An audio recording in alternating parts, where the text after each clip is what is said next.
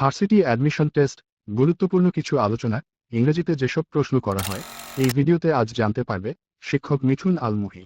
Assalamualaikum, my dear varsity aspiring students. You are most welcome to my today's video class. And it's me, Mohammed Mithal Mohi. And in this video, I will be talking about the topics which are very important for your upcoming varsity admission test. So আজকের এই ভিডিওতে আমি তোমাদেরকে যারা varsity admission টেস্টের জন্য preparation নিচ্ছ, মূলত আজকের এই ক্লাসটি তোমাদের জন্য। এবং আজকের এই ক্লাসে আমি জাস্ট শেয়ার করব যে কোন কোন টপিকগুলো তোমাদের ভার্সিটি অ্যাডমিশন টেস্টের জন্য খুব ইম্পর্ট্যান্ট, অর্থাৎ যে টপিকগুলো থেকে প্রত্যেক বছরে ভার্সিটি অ্যাডমিশন টেস্টে বিভিন্ন কোশ্চেন হয়ে থাকে, এই টপিকগুলোর জাস্ট আমি তোমাদের নাম বলবো, কারণ এই টপিকগুলো তোমরা এই 3-4 মাস যে তোমাদের সময় আছে, এই 3-4 মাসে এই টপিকগুলো সব শেষ করতে হবে। সো আমি অলরেডি একটা লিস্ট করছি যে কোন কোন টপিকগুলো most important. So now I am reading out the topics from my list. আমি এখন আমার লিস্ট থেকে তোমাদের টপিকগুলোর নাম বলতেছি, তোমরা এই টপিকগুলো এই কম সময়ের মধ্যে দ্রুত শেষ করে নেবা, ঠিক আছে?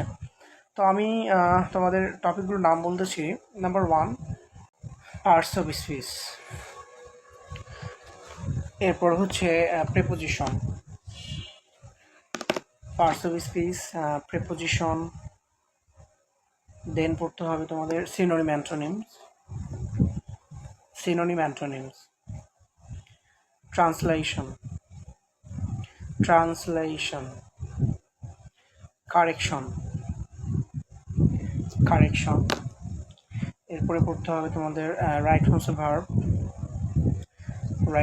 ভার্ব, তারপরে পড়তে হবে তোমাদের টেন্স, দেন ফ্রেজ অ্যান্ড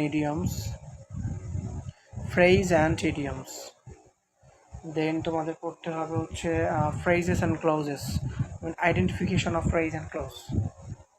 এরপর হচ্ছে identification of sentence, voice, narration, subject verb agreement.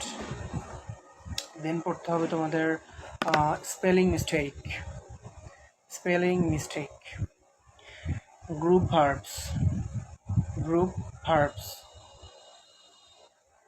দেন তোমাদের পড়তে হবে ওয়ান ওয়ার্ড সাবস্টিটিউশন, অর্থাৎ এক কথায় প্রকাশ,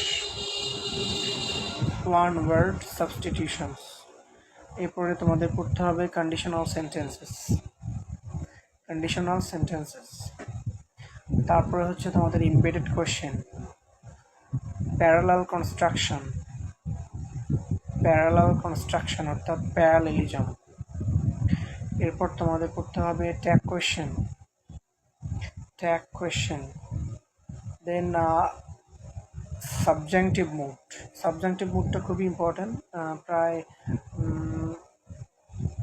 মানে অনেক সময় সাবজেক্টিভ মুড থেকে কোশ্চেন হয়ে থাকে, এই জন্য সাবজেক্টিভ মুডটা পড়তে হবে। দেন তোমাদেরকে পড়তে হবে নাম্বার অ্যান্ড জেন্ডার। লিটারেচার থেকে যেহেতু প্রত্যেক বছরই প্রশ্ন হয়, সো লিটারেচারটা খুবই ভালো করে পড়তে হবে, কারণ প্রত্যেক বছরেই লিটারেচার থেকে একটা করে মার্ক পাওয়াই যায়, ঠিক আছে? দেন হচ্ছে অ্যানালজি। তো মোটামুটি এই কয়েকটা টপিক যদি খুব ভালো করে পড়ো, ইনশাল্লাহ এখান থেকেই প্রত্যেক বছরেই এই টপিকগুলো থেকেই প্রশ্ন হয়। আর ম্যাক্সিমাম স্টুডেন্টস ইংলিশ প্রশ্ন না বোঝার কারণটা হচ্ছে তাদের ভোকাবুলারি খুবই কম। আসলে এই রকম একটা প্রতিযোগিতামূলক পরীক্ষায় যদি কোনো স্টুডেন্টের ভোকাবুলারির বেশি পরিমাণ ল্যাক থাকে, তার পক্ষে কিন্তু এই পরীক্ষাগুলোতে আসলে ওভারকাম করা পসিবল হয় না, কারণ এখানে প্রশ্নের যে ওয়ার্ডগুলো ইউজ করা হয় এগুলো অনেক অ্যাডভান্স লেভেলের ওয়ার্ড ইউজ করা হয় অনেক সময়, যার কারণে অনেকে কোশ্চিন বুঝতে পারে না, অথবা প্রশ্নগুলোর অর্থই বুঝতে পারে না। তো এখানে সব থেকে বেশি ইম্পর্টেন্টলি তোমাদেরকে মনে রাখতে হবে প্রচুর ভোকাবুলারি সমৃদ্ধ হতে হবে, এবং বিশেষ করে ভোকাবুলারির উপর বেশি জোর দিতে হবে। আর গ্রামার থেকে কোশ্চিন করলে পারবা, বাট অনেক সময় ভোকাবুলারি যখন কঠিন হয়ে যায় সেক্ষেত্রে কিন্তু মানে আনসার করা অনেক ডিফিকাল্ট হয়ে যায়। সো আশা করি তোমরা এই টপিকগুলো খুব দ্রুত সময় শেষ করবা। সো সবাইকে অসংখ্য ধন্যবাদ।